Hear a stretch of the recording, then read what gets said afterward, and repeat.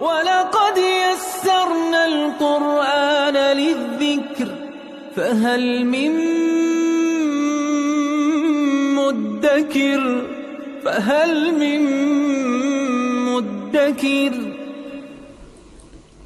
اعوذ باللہ من الشیطان الرجیم بسم اللہ الرحمن الرحیم الحمد للہ رب العالمین وصلی اللہ علی سیدنا و نبینا ابی القاسم المصطفى محمد وعلی آلہ الطیبین الطاہرین المعصومین اما بعد اعوذ باللہ من الشیطان الرجیم بسم اللہ الرحمن الرحیم ان الذين يكتمون ما انزل الله من الكتاب ويشترون به ثمنا قليلا اولئك ما يأكلون في بطونهم الا النار ولا يكلمهم الله يوم القيامة ولا يزكيهم ولهم عذاب أليم صدق اللہ العلی العظیم۔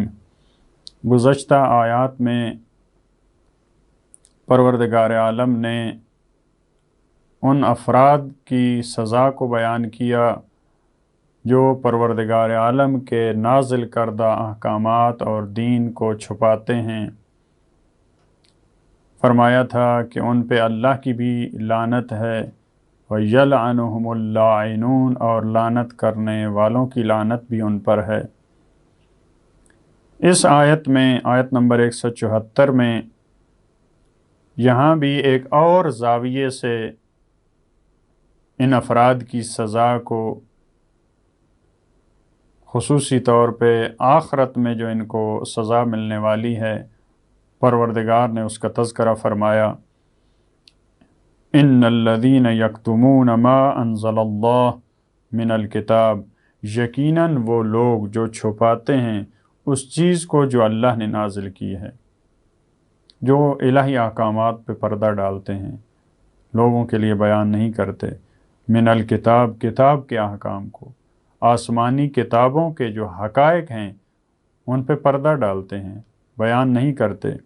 وَيَشْتَرُونَ بِهِ ثَمَنًا قَلِيلًا، یہ اس کی وجہ کیا ہے؟ کیوں چھپاتے ہیں، کیوں پردہ ڈالتے ہیں؟ کیونکہ وَيَشْتَرُونَ بِهِ ثَمَنًا قَلِيلًا، کیونکہ اس کتمان کے ذریعے وہ تھوڑی سی رقم لیتے ہیں۔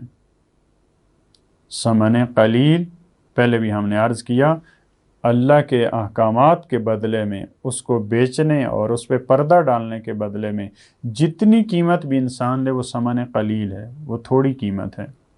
لہٰذا یہ کتمان کس وجہ سے ہے؟ کیوں یہ چھپاتے ہیں ما انزل اللہ کو؟ اس وجہ سے کہ اس کے بدلے ان کو ثمن قلیل ملتی ہے۔ ممکن ہے ان کو کچھ پیسے دیے جاتے ہوں، ممکن ہے ان کی دعوت کی جاتی ہو، ممکن ہے ان کو کچھ فیس ملتی ہو۔ اس وجہ سے جو اللہ کے نازل کردہ معارف ہیں، احکامات ہیں، ان پہ پردہ ڈالتے ہیں۔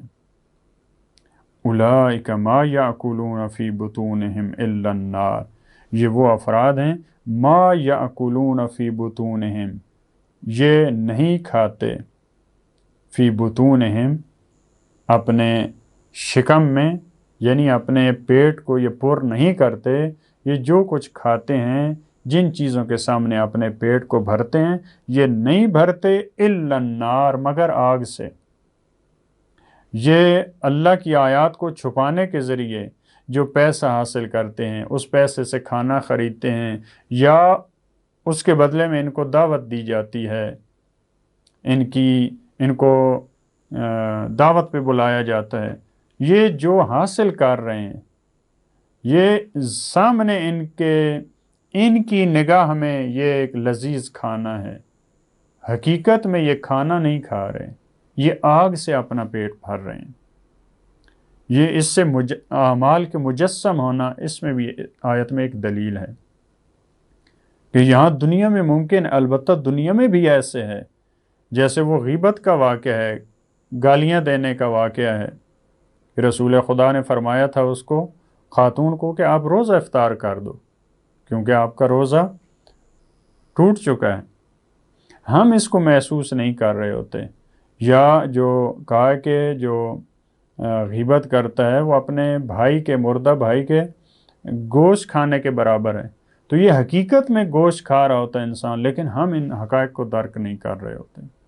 یہ حقیقت میں اپنے پیٹ میں یہ آگ بھر رہا ہے، لیکن اس کو لگ رہا ہے کہ میں یہ سامنے بڑے اچھے کھانے کھا رہا ہوں. وَلَا يُكَلِّمُهُمُ اللَّهُ يَوْمَ الْقِيَامَةِ، اور یہ ایسے افراد ہیں کہ پروردگار ان سے گفتگو نہیں کرے گا قیامت کے دن. کیونکہ وہاں دیکھیں، یہاں دنیا میں رہتے ہوئے انبیاء کو کہا جاتا ہے کلیم اللہ. پروردگار ہر ایک فرد سے بات نہیں کرتا، اپنے خاص بندوں سے پروردگار گفتگو فرماتا ہے. لیکن قیامت کے دن تمام مومنین سے پروردگار گفتگو کرے گا.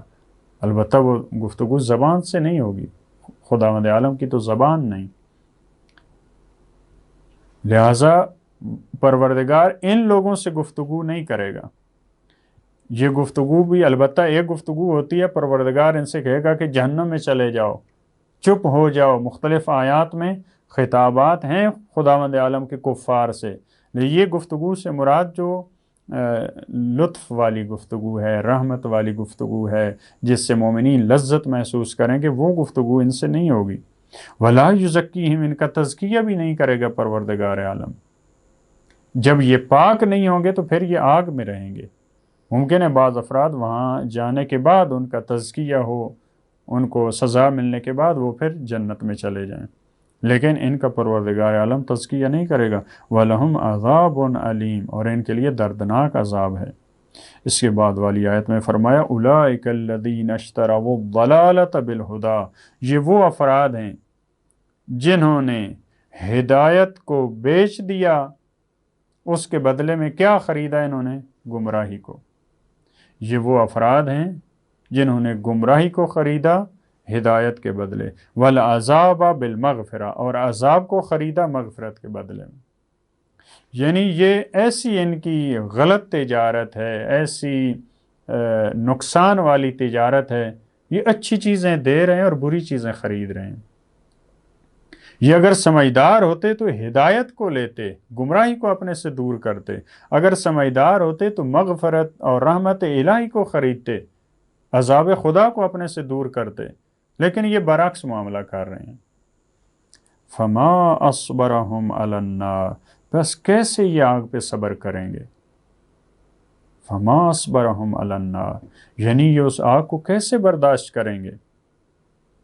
جو مولا کائنات بھی دعائے کمیل میں فرماتے ہیں، اس عذاب کو، اس آگ کو کوئی چیز برداشت نہیں کر سکے گی. کیونکہ مولا فرماتے ہیں یہ دنیا کی جو مصیبتیں ہوتی ہیں، تکلیفیں ہوتی ہیں، یہ آخرت کے مقابلے میں تو بہت معمولی ہیں، بہت قلیل ہیں. خدایا مجھے ان میں برداشت کرنے کی ہمت نہیں ہے، طاقت نہیں ہے. تو آخرت کا عذاب جو تیرے غصے کی وجہ سے ہوگا، جو تیرے غضب کی وجہ سے، تیرے انتقام کی وجہ سے، جس کو نہ زمین برداشت کر سکتی ہے نہ آسمان، لہٰذا اس کا چھوٹا سا وجود یہ کیسے اس آگ کو، لہٰذا اس وجہ سے یہاں پہ تعجب کیا ہے. فما اصبرهم علی النار، یہ کیسے صبر کریں گے، کیسے یہ برداشت کریں گے اس آگ کو. ذالک، آیت نمبر 176 میں فرمایا ذالک، یہ اتنا عذاب ان کو کیوں ہے، اتنے عذاب کی دھمکیاں، اتنے ان پہ بظاہر یہ اتنی سختی کیوں ہے؟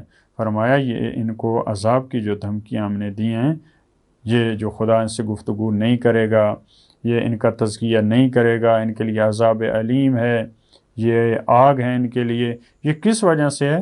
بِأَنَّ اللَّهَ، اس کی وجہ یہ ہے بِأَنَّ اللَّهَ نَزَّلَ الْكِتَابَ بِالْحَقِّ، کہ یقیناً پروردگار عالم نے کتاب کو نازل کیا حق کے ساتھ. چاہے وہ تورات ہو، چاہے وہ انجیل ہو، چاہے وہ قرآن ہو، زبور ہو، باقی انبیاء کے صحف، یہ ساری کتابیں پروردگار عالم نے حق کے ساتھ ان کو نازل کیا. ان میں حق ہے جس میں کسی قسم کی شک کی گنجائش نہیں ہے. البتہ اصلی کتابیں، ممکن ہے قرآن کے علاوہ بعض کتابوں میں مشکلات موجود ہوں، لیکن پروردگار نے جو نازل کیا ان کتابوں کو، وہ حق ہے. ہر ایک حکم ان میں، ہر ایک مسئلہ، ہر ایک آیت وہ حق پہ مشتمل تھی. وَإِنَّ الَّذِينَ اخْتَلَفُوا، لیکن انہوں نے کیا کیا؟ لیکن یقیناً یہ لوگ اختلفوا فی الکتاب، انہوں نے کتاب میں اختلاف کیا. پروردگار عالم نے حق نازل کیا تھا اس کے سامنے ان کو جھک جانا چاہیے تھا، اس کو قبول کر لینا چاہیے تھا، لیکن انہوں نے کیا کیا؟ انہوں نے قبول نہیں کیا، انہوں نے اختلاف کیا اس میں۔ لہٰذا یہاں پہ البتہ اس کو نہیں کیا کہ انہوں نے اختلاف کیا، لیکن بعد والے حصے سے وَإِنَّ الَّذِينَ اخْتَلَفُوا فِي الْكِتَابِ، اس سے پتہ چل رہا ہے، یہ جب سزا بیان کی ان افراد کی جنہوں نے اختلاف کیا، اس سے پتہ چل رہا ہے کہ پہلے والے حصے میں بھی یہ مقدر ہے چیز۔ اصل میں یہی حکم بیان ہوا ہے کہ جب پروردگار عالم نے کتاب کو نازل کیا تھا حق کے ساتھ، لیکن انہوں نے اس میں اختلاف شروع کر دیا۔ وَإِنَّ الَّذِينَ اخْتَلَفُوا فِي الْكِتَابِ، اور یقیناً وہ لوگ جنہوں نے اختلاف کیا، اختلاف ڈالا کتاب میں، لفی شقاق بعید، شقاق کہتے ہیں مخالفت کو، ضد کو، فی الکتاب لفی شقاق بعید، وہ مخالفت میں بہت دور تک ہیں، بہت دور تک نکل گئے ہیں مخالفت میں، وہ اپنی ضد میں، اپنی ہٹ دھرمی میں، اپنی مخالفت میں، اپنی بدبختی میں وہ بہت دور تک نکل گئے ہیں۔ یعنی اتنا فاصلہ ان کا بڑھ گیا کہ اب ان کا واپس آنا ممکن نہیں ہے۔ اتنا وہ حقائق پہ پردہ ڈال چکے ہیں، اتنا ان کی گمراہی میں اضافہ ہو چکا ہے، جو انہوں نے عذاب کو خریدا ہے، جو انہوں نے ضلالت اور گمراہی کو خریدا ہے، وہ اس حد میں اتنا آگے چلے گئے ہیں کہ اب اس کا واپس آنا ممکن نہیں ہے۔ لہٰذا پروردگارہ ہمیں توفیق دے کہ تیرے نازل کردہ احکام، تیرے نازل کردہ دین، نازل کردہ شریعت پہ ہم حقیقی معنوں میں عمل پیرا ہو سکیں، اور ہم تیری مخالفت سے، تیرے احکامات کی مخالفت سے، تیرے دین کی مخالفت سے اپنے آپ کو بچا سکیں۔ اللہم صلی علی محمد و آل محمد۔